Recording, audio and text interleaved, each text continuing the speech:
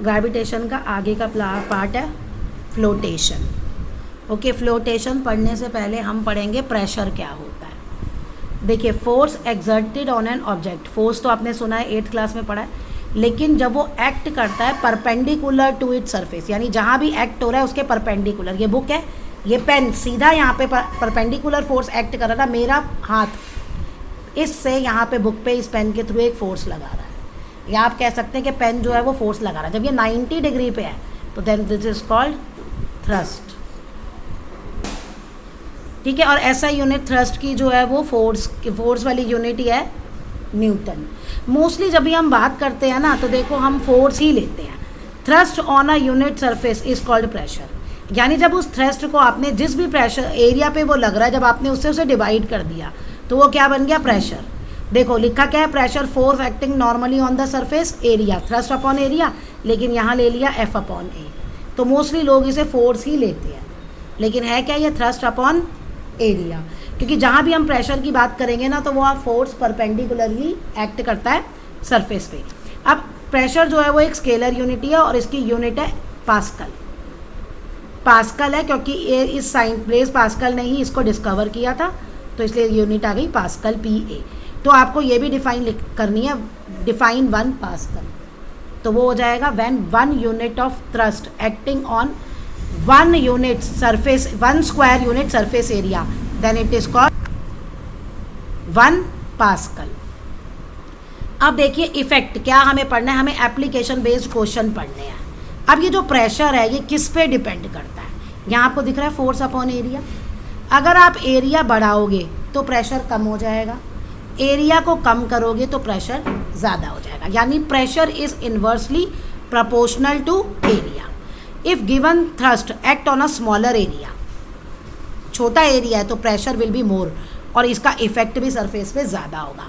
लेकिन अगर larger surface area पे कोई सेम थ्रस्ट एक्ट कर रहा है तो प्रेशर लेस होगा और इसका इफेक्ट भी कम होगा। और इसमें एप्लीकेशन बेस्ड क्वेश्चन आपको पेपर में पूछे जा सकते हैं। ये रहे आपके एप्लीकेशन बेस्ड क्वेश्चन।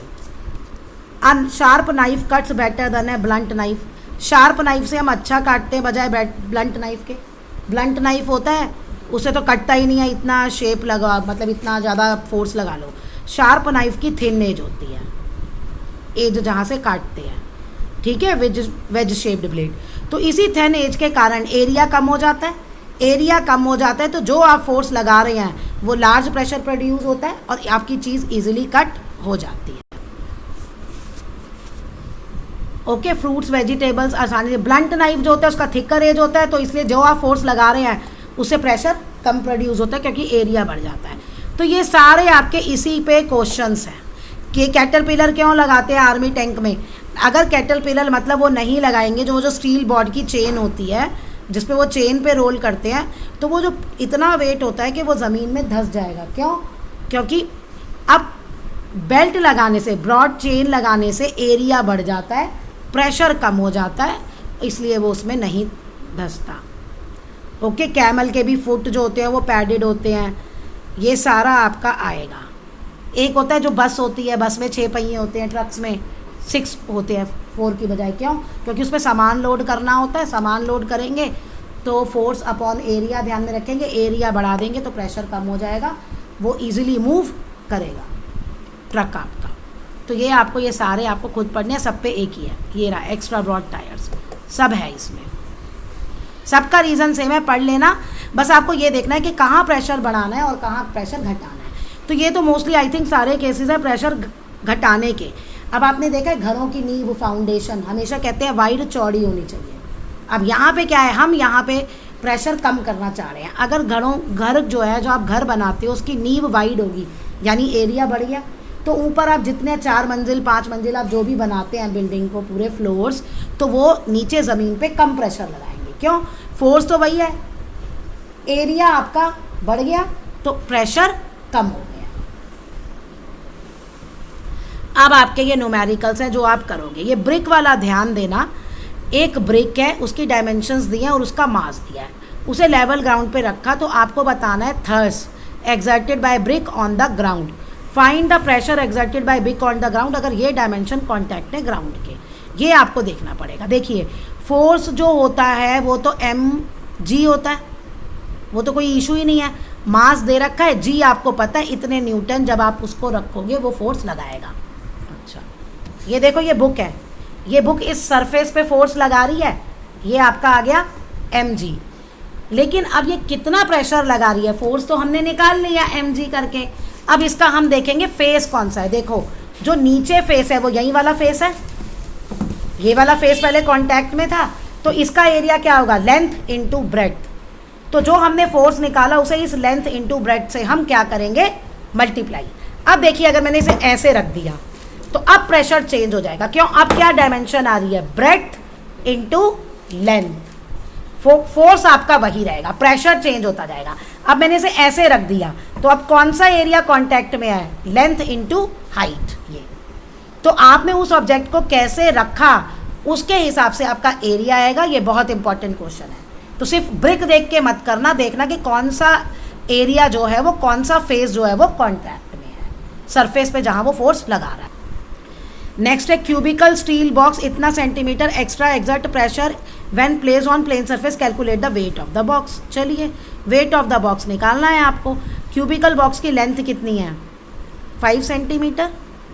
ओके, अब सेंटीमीटर को आप मीटर में लेके जाओगे और आपको प्रेशर दिया है, प्रेशर दिया है और आपको एरिया। अब क्यूबिकल है, किसी भी साइड रख लो, साइड इनटू साइड ही आएगा, सारे फेसेस सेम है।